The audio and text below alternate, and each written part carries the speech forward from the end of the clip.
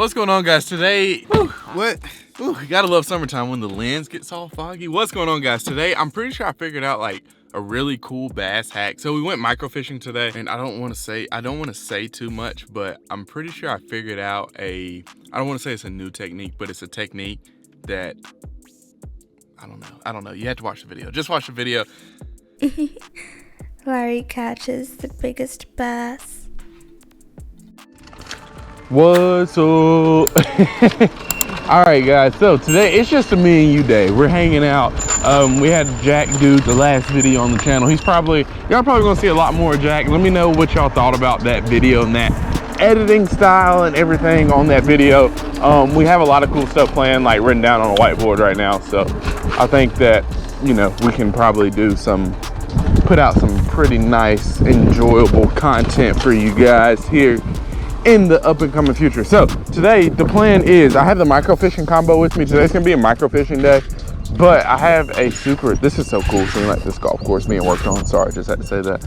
But I have a pretty cool plan for today. So one thing that I've always wanted to do was take the micro combo to bigger ponds, and when I first got it, I did it a little bit just with no expectations. So today I kind of know what to expect. I kind of have been fishing out here a little bit, know where the hot spots are. It is dead of summer, so I'm gonna try to use this today as like a proof of concept day for the idea that you can take a microfishing combo, and like, which basically essentially is like, you can take a crappie jig and you can go still catch bass on it in the summertime.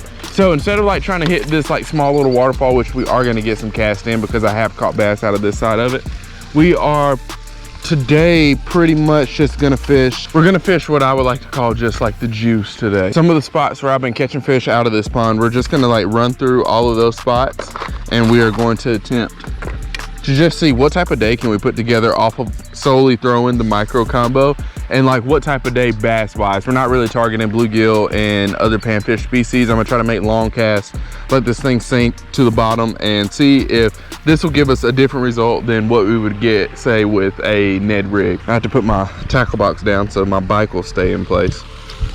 So to start off, we are definitely gonna get a couple little casts in here, because in one of these sections there are for sure bass, and definitely never hurts to get a couple. Hey, oh, I feel like that was the first cast fish. I don't know. Oh yeah, that's a bass right there. He's swimming towards it. He's gonna get it. Oh no. Oh, it is a bass. It's a bass. It's a bass. Cool, cool. Awesome. So that's easy enough. Pull up and catch one. I saw a bass swimming out from underneath the rocks right here that was a little bit bigger than this one, so that's a good sign to start off. I think this is pretty good proof of concept right here. So I have this sausage something from Strike King that I tied on. I did a little Academy Creek fishing video a while back, probably last month or month before. I kept this one tied on just because it's a little bit bigger profile, to where, like, you know, bluegill might be a little intimidated by that, but I think it's like the perfect thing for, you know, this is a dinky bass, but they definitely get bigger. Look, there's one sitting up on the surface right there too. Throw you back over there. I really just have a feeling that there's definitely like a 2 or 3 pounder somewhere in here. We're gonna try to let that sit. I know the bottom in here is pretty mucky, so we had one swimming after it. Hopefully they might still be fired up. I tried to get him unhooked quick, but he was peeing pretty good. So hopefully we'll be able to hook up again. Look, there we go. There he is.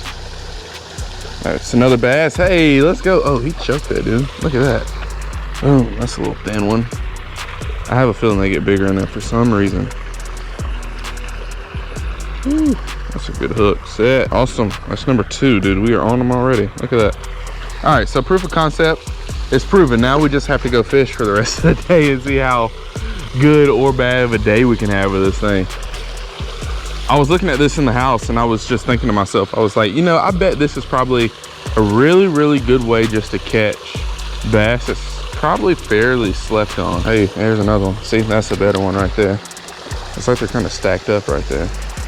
Dude, we went literally 3 for 3 right here in this little spot.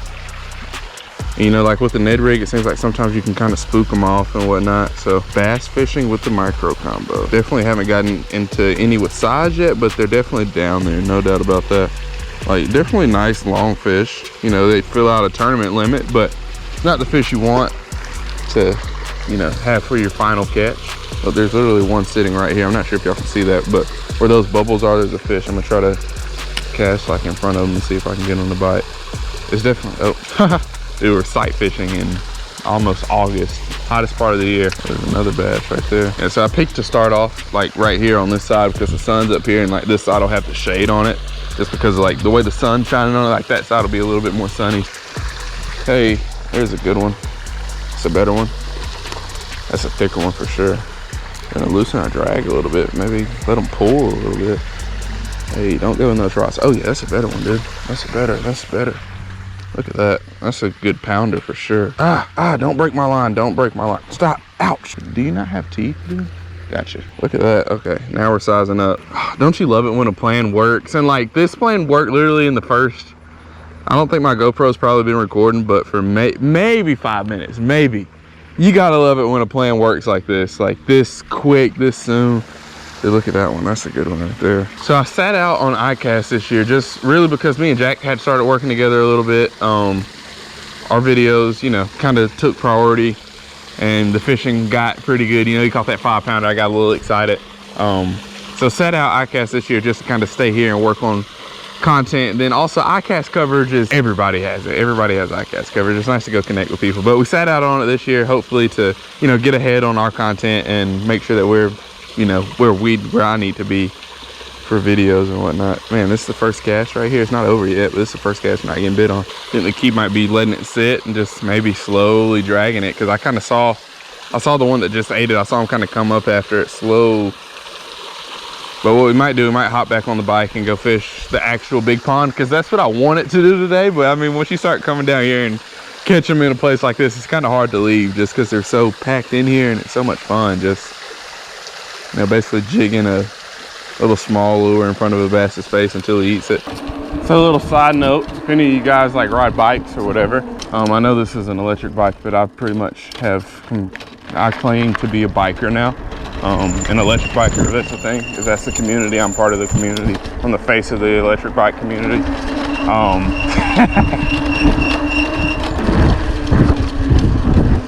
So I say all of that to say I've been working on my jumps, and I watched a YouTube video about them. And when I was growing up, I had like it was a mountain bike, probably not the greatest one in the world, but I had one, and I used to ride around the neighborhood. You know, it's how we got to friends' houses and whatnot. And I finally figured out how to like jump it a little bit.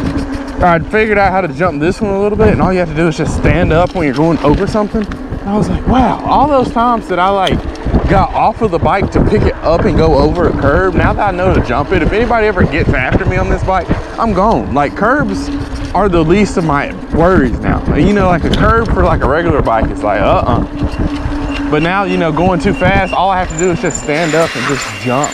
And yeah, that was nice to learn. So might take this little e-bike to the trail. Definitely not made for trails, but we'll see. I think it's definitely a good, what is that? There's something either swimming too. There we go. What is that? Whatever it is good. Oh, it's a little bass. Hey, come here, man. It's a thick one. That's definitely the thickest of the day. Hey, that's a fat one. That's a fat one.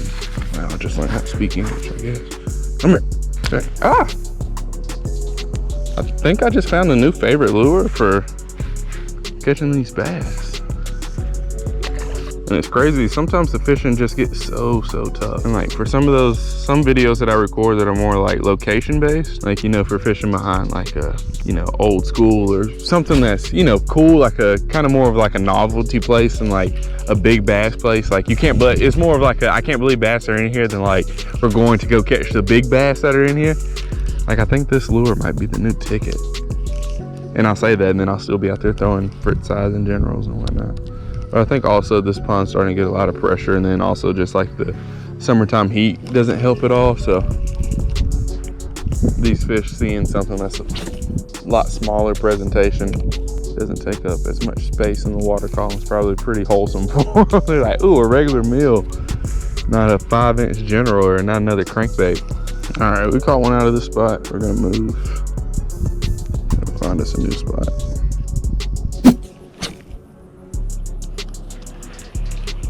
If we can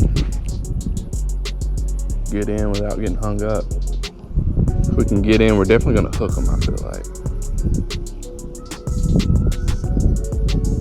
There he is. There he is if we can get out without Come here. I knew it. Hey, that's a good one. It's a big mouth. Come here. Oh, he choked that too. The way those bugs were in there is like, yeah, there's definitely one in there. It's just when we hook them, are we gonna be able to get them out? Oh, that's a good big, hey, stop, big mouth. Oh, it's another one. I'd say that probably has the biggest mouth of the day. He's been hooked before. Whew. Stop eating lures, man. Eat you some real food. Yep. Oh, he had it for a second. Yep, got it. Hey, little bass. Oh man, I feel like with this combo, everything that I've tried with it has worked. And like, that's never the case whenever you're fishing. You know, you cast that little ripples like that, and it's like, you know, 1 out of every 3 times you'll actually hook the fish. At least in my case, probably because I'm always throwing a lure that might be a little bit too big for them. But hey, there's another one. Anybody else want to show themselves? I got a whole bunch of spots I want to try, so we're going to move out of this one. I feel like I'm doing pretty good about trying new water so far today. Normally I stick in, you know, 3 weeks ago, Larry Melton Jr. would have still been in that same spot we were in. But I think when you move around, you probably have a better shot.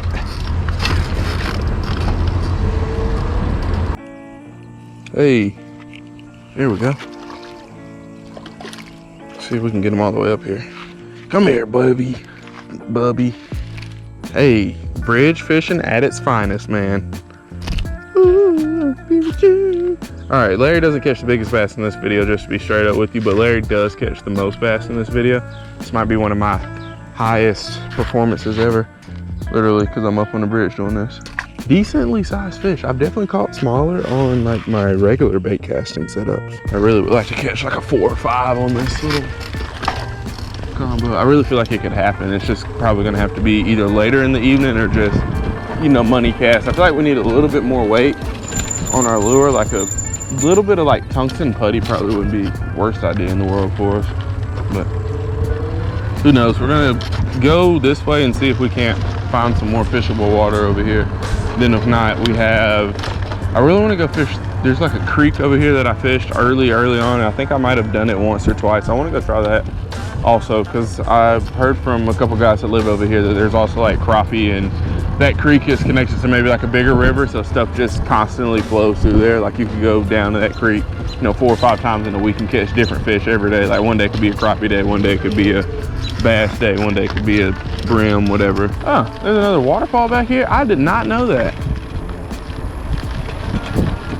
Yeah, I don't think there's anything in that. The water's a little bit too clear. Concrete, like we might have to hop down there if we hook one.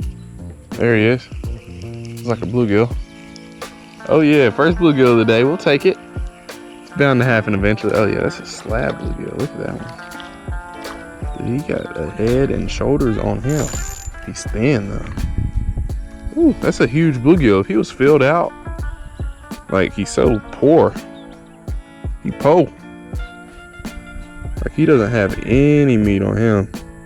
Every time I catch one of these, I always feel bad because I don't have a cooler with me. I feel like I should just, because I feel like I let Greg down every time.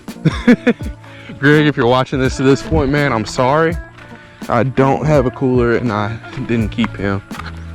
Every time I catch a bluegill, I think about Greg. I'm like, man, I wish I had one. That's who we need to take on a microfish. I'm gonna invite Greg on our next microfishing adventure.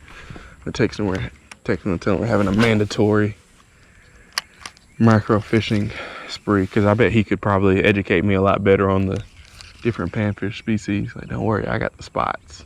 Hey, oh, dude, right there. Wow. Dude, he was literally right there in those rocks. Talk about aggressive. I'm not expecting it. Like, I just let it fall right in front of me, literally 6 feet in front of me.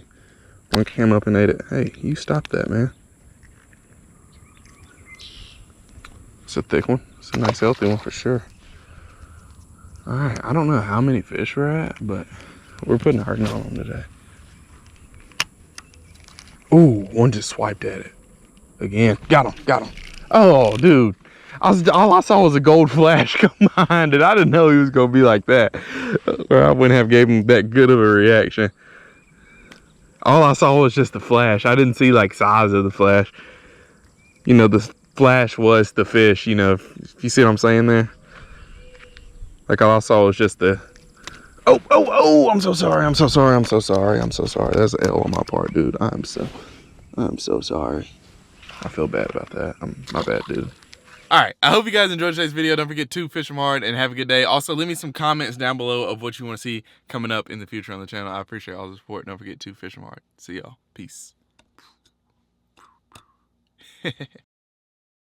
Chasing a bag, I'm racing the clock. Look at them block, watching them flop. Used to see this in my sleep when I ain't had shit but my thoughts in the car. I really was lost.